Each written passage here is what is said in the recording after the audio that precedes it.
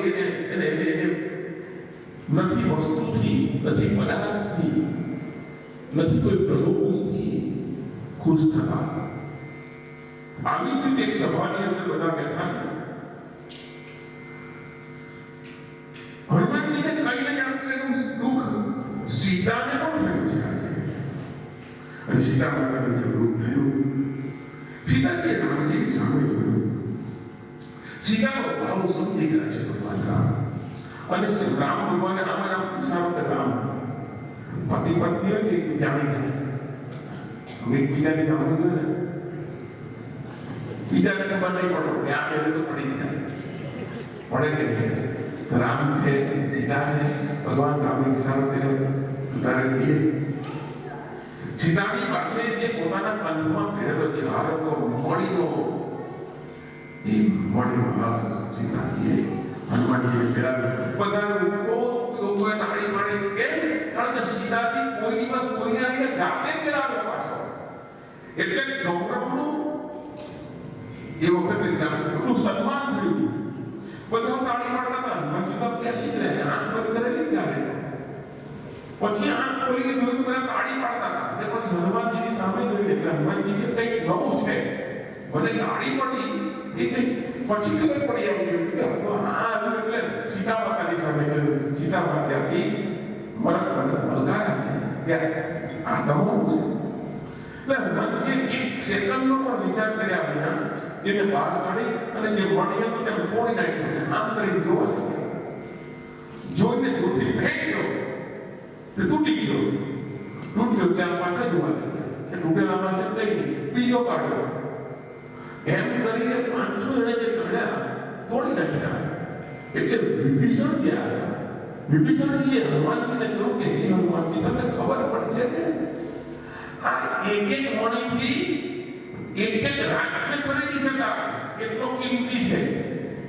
તમે તોડવા લાગ્યા કે તમને કઈ સમજ નથી પડતી.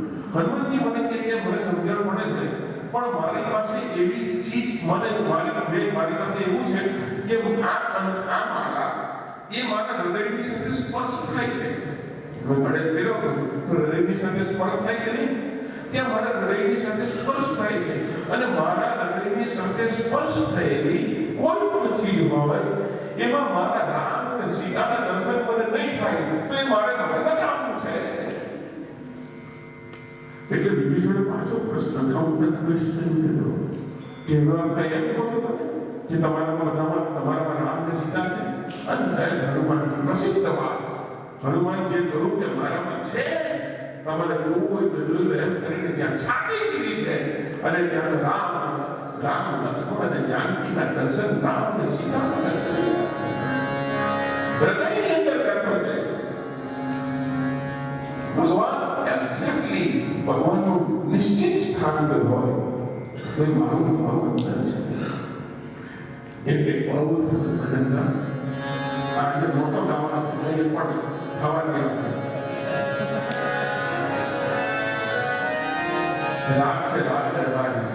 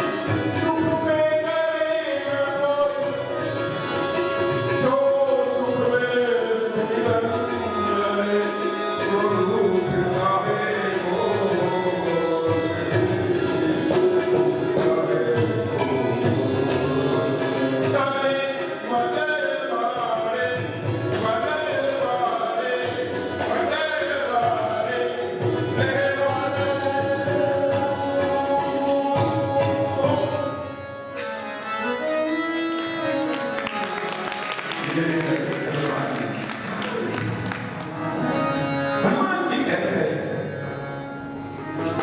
without any expenses કોઈ બધા એનું પકડ લેવાનું હનુમાનજીના હૃદયની અંદર લેવા પડો એ ભગવાન રામ સદાની સેવા કરવા ભગવાનની શક્તિ છે બુદ્ધિમાં કુશળતા છે સ્વામીની સેવા કરવામાં સાપના પાતાળ સુધી જવું પડે તો પણ વાંધો નથી ધર્મની વાત છે રામજીની સંનિષ્ઠ સેવા કરે છે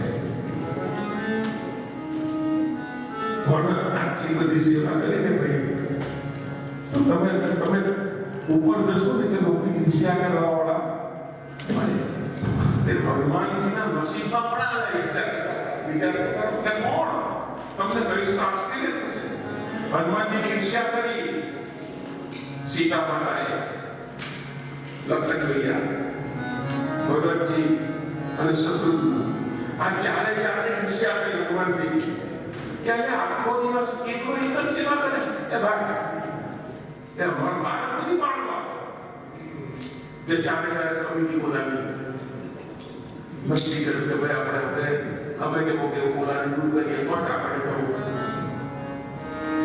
ઈર્ષ્યા જરૂરી છે તો વંશની સાત્વિક ઈર્ષ્યા હોય તો કદાચ એવું પણ બને કે તમે પહોંચી શકો ભગવાન પાસે ઈર્ષ્યા સાત્વિક હોવી જોઈએ એમાં પણ સાત્વિક આ મારા જવાબદારી તમને કહું બાકી ઈર્ષ્યા નકામી છે મારા મંડળમાં હું 35 વર્ષ પહેલાની વાત કરું 35 વર્ષ પહેલા અમારા ભજન મંડળમાં 35 વર્ષ પહેલા તો ભજન મંડળમાં કોઈ પણ બેસી ભજન કરતા એમાં એક છોકરી આવતી હતી એ હાર્મોનિયમ બોલાવે એટલે લોકો આપણે આમાંથી ગયા છોકરી હાર્મોનિયમ વગાડવા લાગી ને મને એટલી બધી ઈર્ષ્યા થઈ કે મેં નક્કી કર્યું કે હાર્મોનિયમ શીખીને રહીશ અને છોકરીના કારણે એની ઈર્ષ્યા મને થઈ એના કારણે મને હાર્મોનિયમ વગાડતા આવડું હવે મને સમજાવો કે આ ઈર્ષ્યા આ છે કે ખોટી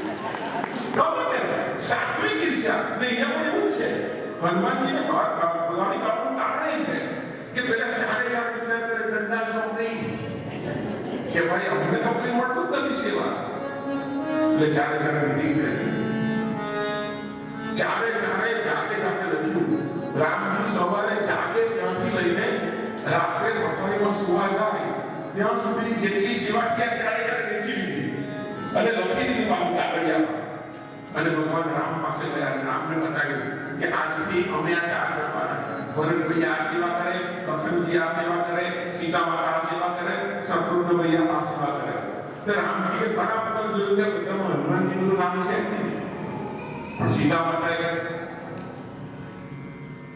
આટલો વખત સુધી એમને કરવા દીધી ને તમે સહી કર્યું ભગવાન પછી ભગવાન વિચાર કરે કે દેવી માનવું પડશે ભાઈ એટલે ભગવાને બીજી સહી કરી દીધી કે ઓકે આવી રીતે સહી નહીં રાજ્યની મોહર પણ લાગવી જોઈએ કે અયોધ્યાના રાજા સીલ એ જોઈએ તો બીજે દિવસે રાજદરબારમાં જઈને સીલ પણ બનાવેલા આ બધી વાત હનુમાનજી અજાણ બીજે દિવસે હનુમાનજી જેવા સેવા કરવામાં ગયા તે ભરતભાઈ આ ચકવા કે ભાઈ કે હટીઓ બહાર નીકળો હનુમાનજી કે મારો વારો છે આમાં વારો નહીં આવે આજથી તમે નીકળી જાય તમે આટલા વખત સુધી બહુ સેવા ભગવાનની કરી હવે પણ હનુમાનજીને ગમે જ નહીં સેવા કર્યા વગર ગમે જ નહીં એટલે અકળાયા 2 કલાક પછીની બીજી જે સેવા હતી એમાં જવા ગયા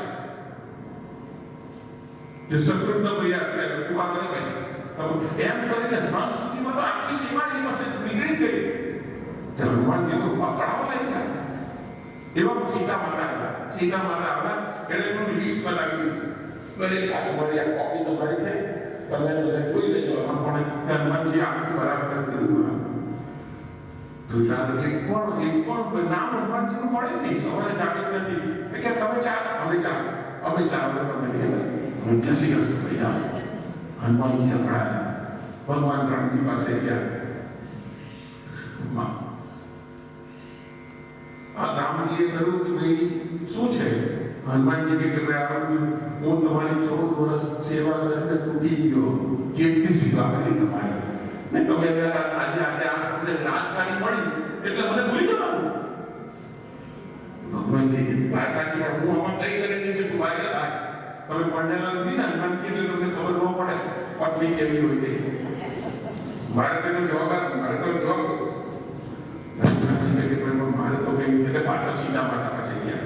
સીતા માતા કહે ચાલો તમારો સમય પત્રક બનાવો તમે, એ ઓકે છે, પણ મને એ કહો કે આ સમય પત્રક બનતું ત્યારે મને કેમ નહીં બોલાવ્યું? હનુમાનજી તમે ઊંઘતા હતા એટલે તમને બોલાવે, તમારા દરવાજે આવ્યા હતા, ડોર બેલ લગાવ્યો હતો, પણ તમે ન જાય ત્યાં તો હું શું કરીએ? એટલે ભાઈ જે અહીંયા 100% ગણાય છે આ સભામાં આવી. હનુમાનજી તો એવા કરાયા, કેમ કરવું? મારે સેવા કરવી કોઈ મારી સાથે. હનુમાનજી કહે સીતાજીનું એક કામ કરો, સમય પત્રક સિવાયમાં તમને કોઈ પણ જગ્યા પર એમ લાગે કે તમે સેવા કરી શકો છો તો let me know, I will change. Hanumanji વિચાર કરે કે આ બધું જ આપી હતું. હનુમાનજી કહે છે કે બહુ વિચાર કરીને સૂર્યનારાયણ ગુરુજી એને સીધો ફોન કર્યો, હે ગુરુજી તકલીફમાં શું કરવું, આવી સમસ્યા. તે સૂર્યનારાયણ એને ઉપાય બતાવ્યો અને હનુમાનજીએ કહ્યું સીતા માતાને, સીતા માતા એવું સાંભળો, આપણા રાજા રજવાડામાં એવો રિવાજ છે કે રાજાને બધા આવે તો એના 4-5 પધુરિયા સેવકો હોય તે કીર્તિઓ ગાય. બોલો આવું પણ એ તો આપણે કે રાજા રજવાડામાં કે રાજાને પગાર હોય તો 4-5 પધુરિયા રાખે, એ ચીમતી વગાડે એટલે આ પગાર દૂર થાય. આ સેવા મારે જોઈએ છે. સીતા માતાની આમાંથી આ જાણકારી સેવા છે બસ. પણ પાછું હનુમાન દાદાએ ગુરુજીએ કહ્યું ને એટલે પાકું કરવા માટે આવી રીતે નહીં, તમે જેમ લખાણ કર્યું એમ લખાણ કરો, સાકારત બનાવો, સ્ટેમ્પ પેપર લઈ આવો અને સ્ટેમ્પ પેપર પર સહી અને રાજ્યનો સિક્કો હોવો જોઈએ તો હનુમાન તેમ કહ્યું કે આ લોકોને ચારે નક્કી કરે આમાં કઈ આવત નથી, આ બધા સારવારે થઈને આગે કરી નાખ્યું. હવે થયું શું? સિક્કો થઈ ગયો. હવે ભગવાન રામ સવાર જાગ્યા એટલે હનુમાનજી ત્યાં ગયા આમ કરીને બેઠા હતા. સીતા માતા કે કોના સેવા એવું કઈ એ લોકો શું ગમે ત્યારે ભગવાનને પગાર તો ગમે તે મારે તૈયાર આવવું પડે, હું તો ચૂકી જાઉં, મારે પગાર કપાય, મારી નોકરી. એટલે આમને આમ જ સીતા માતા એક પણ કામ કરવા નહીં રહી. સીતા માતાને તમે કરો, મને કહો હું કામ હોય જે પેલા છે કામ તમે શક્તિ મારી. હવે થયું બપોર પડે, આમને બપોર પડી. સીતા માતા કઈ ભગવાનમાં કઈ બપોરે જમવાનું એટલે સીતા માતાએ આઈડિયા કરી કે આમને એક કામ કરો, હું એને જમવાનું આપું હનુમાન દાદાને, એટલે આ જમણો હાથ છે ને એ જમશે એટલે એટલી વાર જમવાનું આવ્યું ને હનુમાન દાદાએ લીધું કોણ જમવાનું તે ચમતી આવે ડાબા હાથથી ચમતી. સીતા માતા વિચાર કરે કે તે રામજી ઉભા થયા, શ્રી હનુમાન દાદા ઉભા થયા, એ રામજીને ચાલવા લઈ ગયા. પેલી સૂર્યનારાયણે જ્યારે એની પેલી વિદ્યા પેલી ત્યારે ઉધવ ચાલવાની પ્રેક્ટિસ હતી ને તે હનુમાન દાદા ઉધવ ચાલવા લઈ ગયા. ભાઈ આમનું આમ હવે તો અકળાયા, રાત પડી. કમરાની અંદર સીતા માતાના નામના કમરાની અંદર રૂમની અંદર હનુમાનજી કામને આપે એટલે વાનર સીતા માતા કહે હવે જાગું. ભાઈ અમારે તો કઈ ગમે તે એવું કઈ થોડું ગમે ત્યારે કામ લે એને પાછા હનુમાન દાદાએ શું કહ્યું, આ રાત પડી છે એટલે નક્કી બધા સતા હશે એટલે અત્યારે તો મારી ડ્યુટી હમણાં ચાલુ થઈ ગઈ. સીતા માતા અકળાયા, જોરથી ખરીદવા હનુમાનજી તો એને બહાર જબરદસ્તીથી હનુમાનજીને બહાર તો કાઢ્યા પડે, ગમ્યું નહીં. અને હનુમાનજીને નહીં ગમ્યું કરવું શું એટલે બહાર બેસીને ચીપટી પર ચીપટી